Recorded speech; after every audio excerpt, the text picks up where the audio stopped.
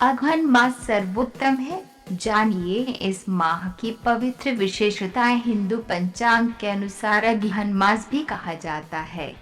यूं तो हर माह की अपनी विशेषताएं हैं, लेकिन मार्गशीर्ष का संपूर्ण मास धार्मिक दृष्टि से पवित्र माना जाता है।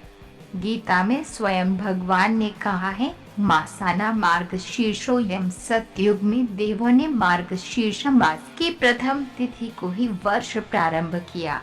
इसी मास में कश्यप ऋषि ने सुंदर कश्मीर प्रदेश की रचना की। इसी मास में महोत्सवों का आयोजन होना चाहिए। ये अत्यंत शुभ होता। मार्गशीर्ष शुक्ल 12 को उपवास प्रारंभ कर प्रतिमास की द्वादशी को उपवास करते हुए कार्तिक की द्वादशी को पूरा करना चाहिए। प्रति द्वादशी को भगवान विष्णु के केशव से दामोदर तक 12 नामों में से एक मास तक उनका पूजन करना चाहिए।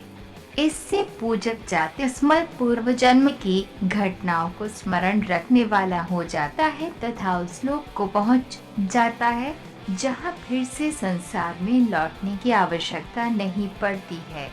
मार्गशीर्ष की पूर्णिमा को चंद्रमा की अवश्य ही पूजा की जानी चाहिए, क्योंकि इसी दिन चंद्रमा को सुधा से सिंचित किया गया था।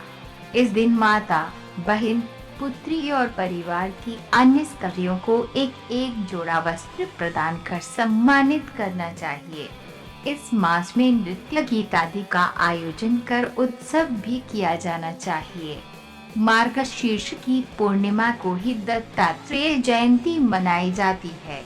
मार्गशीर्ष मास में इन 3 पावन पाठ की बहुत महिमा है। 1, विष्णु सहस्त्र नाम। 2, भगवद गीता। और 3, गजेंद्र मोक्ष।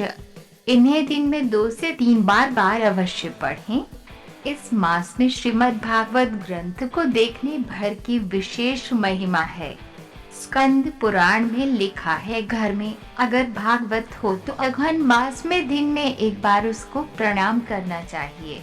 इस मास में अपने गुरु को इष्ट को ओम दामोदराय नमः कहते हुए प्रणाम करने से जीवन की अवरोध समाप्त होते हैं।